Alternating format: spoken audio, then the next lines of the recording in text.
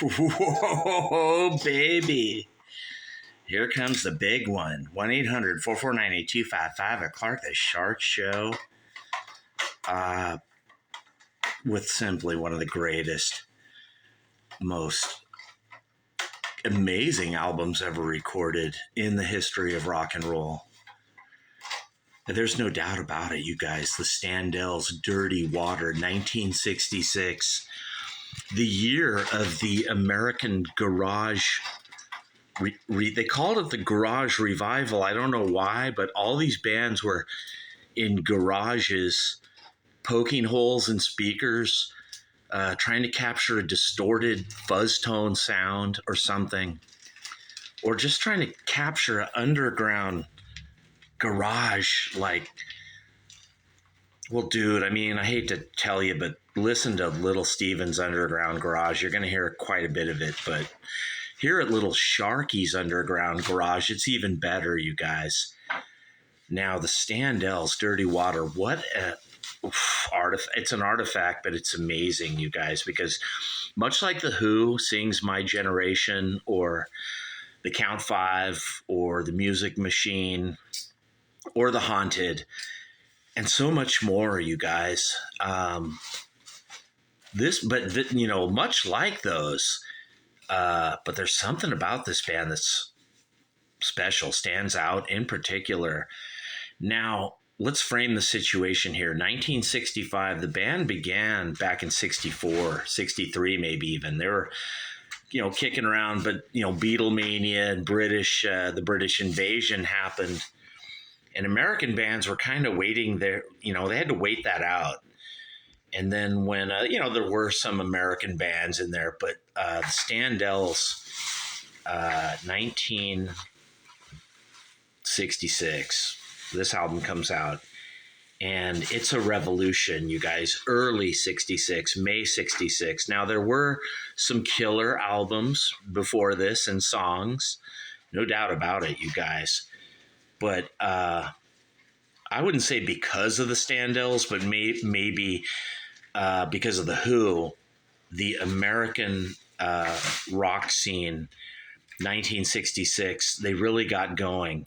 And they just started saying, fuck it, we're going to make unprofessional sounding, poorly mixed garage rock. We're going to return to the garage like Richie Valens did. There's even kind of like a Mexican connection because, Richie Valens was so raw, playing his, I'm not sure if he played a Strat or what he played, but he played a really raw sound. Of course, Buddy Holly played a Strat. And these guys kind of came out of garages. So maybe the Beatles came along in, 62, 63, 64, and they were really pro.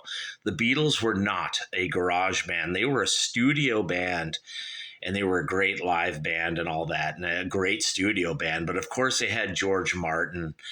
But these bands in late 65 and 66, they definitely wanted to be like, Buddy Holly, Richie Valens, that rock and roll, guitar sound.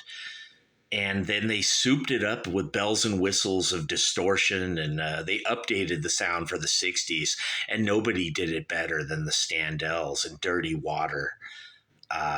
This band was just incredible, with an incredible album of atmospheric garage.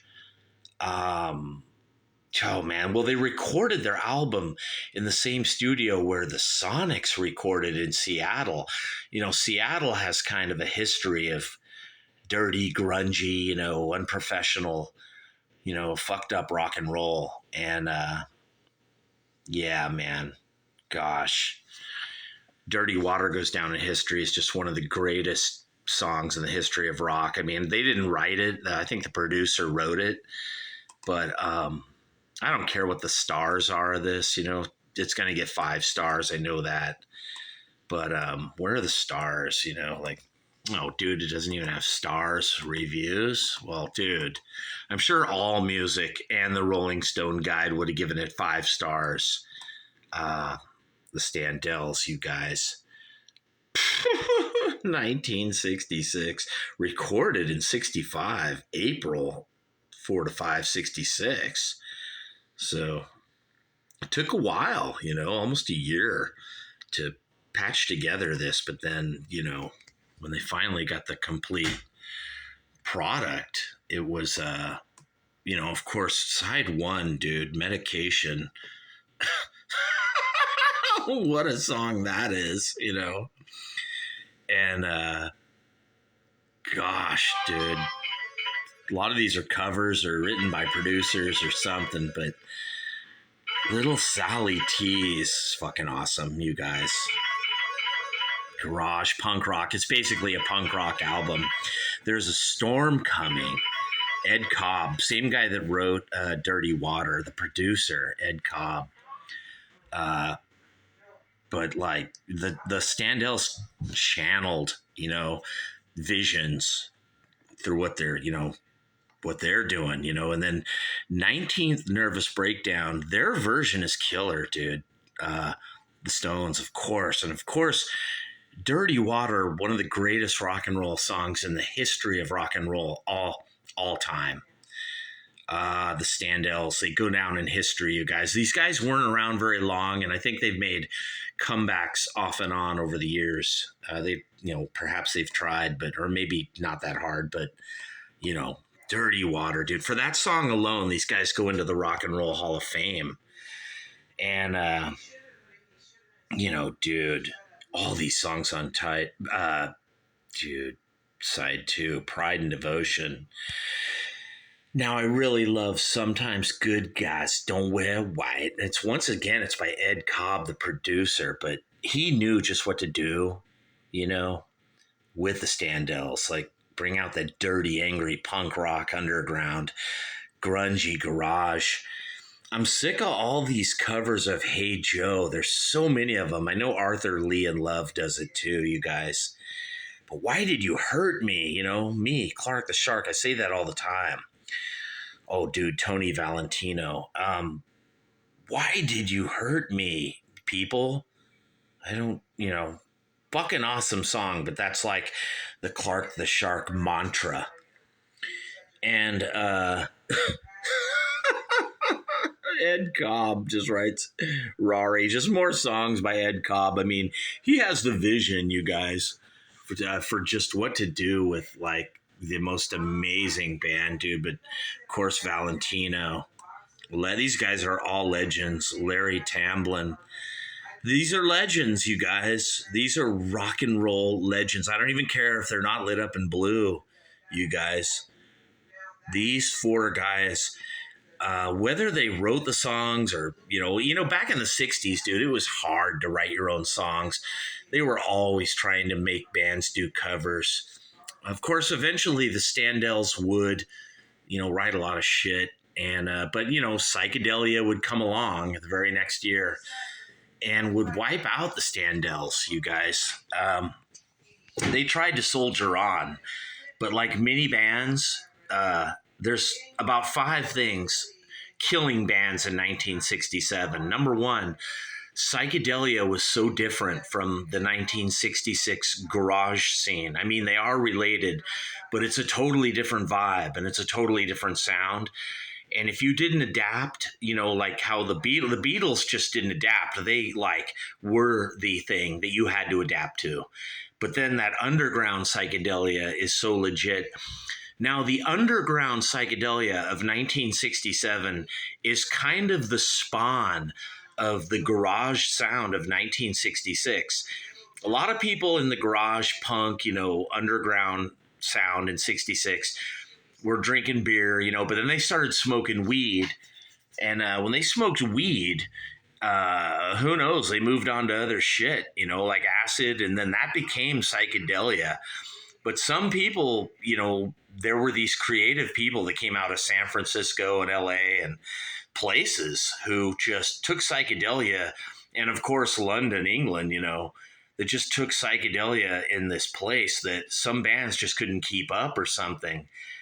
And I'm so bummed out because the Standells and the Music Machine and the Count 5 and the Haunted, all these great bands from 1966, psychedelia just wiped them out, and they could not compete in that scene. I don't want to use the word compete, but they couldn't like cut it in that scene. Many of them tried to come back in 68 because 1968 was a bluesy rock and roll comeback year where kind of people were getting back in the garage, but then it was in a more professional bluesy way. You know, the Beatles did the White Album and the Stones did Beggar's Banquet, and, you know, a lot of bands were confused in 1968, you know, and plus funk and all this, you know, these Motown, you know, sounds were coming, and it was just too much. I mean, me, Clark the Shark, I admit myself, had I been a guy in the 1966 scene, I wonder if I could have adapted to 1967, you know, or I'm sure I could have handled 1968. Right here on the Clark the Shark Show, 1-800-449-8255. Where I'm talking about the Standells' Dirty Water. What an album, what a producer, and what a time, you guys. 1966. Gosh, I wish these guys could have made a killer album in like 1968 that was just adapting to those times. I mean, who knows? These guys probably would have sounded like Steppenwolf or something like that. Who, I mean, I'm sure Steppenwolf was into the Standells, and I'm sure Iggy Pop, fuck, dude, you know the Stooges love the Standells, and you just know that a lot of those bands like Ted Nugent and the Amboy Dukes, they love the Standells, dude. I don't know who I love more, the Music Machine, the Standells, or the Count Five, or the Who themselves. I mean, they're all so amazing. And of course, we all know the Who would go on and say goodbye to their, you know, their 1960s hard rocking ways. And they would do Tommy, which is killer and melodic, but it's just nothing like what the Who were in 65, you know. And then, of course, you know, the Who would do Who's Next and all that 70s rock later on. It's just a damn shame that bands like the Standells maybe didn't have the money, you know, or maybe didn't have the guidance to keep on going. But me, Clark the Shark, this will go down in history as one of my favorite bands and favorite albums of all time. But then again, I love everything from 1966. I love that garage sound. You know, little Steven loves it too, but little Sharky loves it even more, you guys. Right here from the golden EIB Sharkerphone, the Wolfman Jack on crack. It's not a microphone. It's an amazing, Shure, golden EIB Sharkerphone. It's not built by Shure. It's built by God, Jesus, and it's an amazing, crafted golden EIB Sharkerphone. The excellence in shark casting. It's not broadcasting. It's shark casting, you guys, because when I'm talking about Dirty Water, this album by the Standells in 1966, I want all you guys to go buy this album right now, you guys, all of you. If you're a young person who's just 20 and you were born in 2003, well, right now it's 2023, and it's time for you to go get into the Standells. Try to find the vinyl of this. I doubt you will. You're not going to find the analog, but maybe you might. You'll have to pay a little money. But definitely iTunes, Amazon, Spotify, wherever you can buy the Standells, or go to the Rhodium in Torrance. You might find the Standells. I doubt it, dude. That thing would be worth a lot now, even if it's all scratched up. You know me, Clark the Shark. I bought the Standells, dude. I had like 4 of these. Probably up in Torrance. Whoever has my record collection, dude, that record collection is probably worth $100,000. I'm not even kidding. Up in Torrance. From what I hear is the vinyl collection of Clark the Shark was literally divided up amongst 4 people in Torrance. Some of it's over by South High. Some of it's near Calimere and Newton. Some of it's still near 251 by Paseo de Gracia. And I'm hearing some of it's down by Nob Hill, you know, where Steve-O Stepanian used to live, PCH and Nob Hill. But I hope they take care of my vinyl collection. I couldn't take it with me down here to San Diego in 1997 when I moved. But I've always felt kind of bad because I kind of let it go. You know, I bought CDs, and I think my nephew had some of them too. But dude, all you guys in the South Bay, put together the vinyls of the Clark the Shark, put it all back together. But I definitely want you guys to find my copies of the Standells Dirty Water and the other albums by the Standells, dude. I care about these albums the most if they're still around in Torrance or Redondo Beach or, you know, dude, it's Clark the Shark. If you've got a vinyl, dude, everyone in the South Bay is going to be suspicious. They're going to be like, dude, did that vinyl come from Clark the Shark at 1-800-449-8255? Because 251, you know, when my parents died in like 2010 and 2011, so much of the stuff at 251, you guys, in Redondo Beach and Torrance, it just went everywhere. Some of it went to Missouri. I mean, it went all over the place, all over the country, you guys. But my vinyls, and especially my Standells, baby, find them and bring them to Clark the Shark or something like that, or let me at least gaze my eyes upon these amazing artifacts, you know, because I love CDs, you know, I listen to CDs, but dude, I don't really like the sound of vinyl, you know, even if it's analog, it just sounds like shit. You got to have like a really, really good record player, and don't listen to Eddie Vedder, dude. That guy's a fucking retard, you know. Don't listen to Dave Grohl or those fucking douchebags. You know, if you're going to listen to a douchebag, you make sure it's Clark the Shark at 1-800-449-8255 from the fabulous golden EIB Sharkraphone, where the Wolfman Jack on crack is just like a drunk man and he tells no lies and no tales.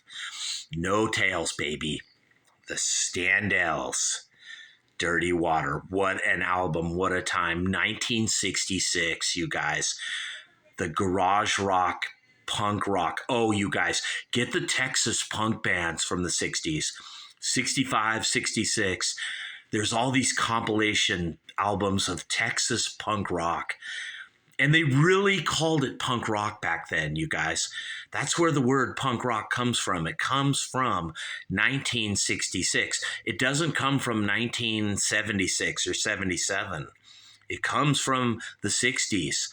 And I think the reason they called it punk rock is because a lot of these bands hated the Beatles. And not in the way that like Lou Reed or Frank Zappa hate the Beatles. A lot of these bands would say they hated the Beatles. They'd be like, we hate the Beatles. We love the Rolling Stones and the Who because they're dirty, like dirty water, the Standells. Me, Clark the Shark, dude, I love the Beatles. I love the Standells too. I love the Music Machine and the Who and the Rolling Stones and everybody. All this hatred, you know, and of course when Frank Zappa and Lou Reed got on the scene, they just started hating everything, you know, including hating each other. And Iggy Pop came along, you know, and then just, you know, there was all this hatred. Everyone thought they were the best. They thought they were the most rock and roll, like the keeper of the keys of rock and roll. It's me. It's Clark the Shark.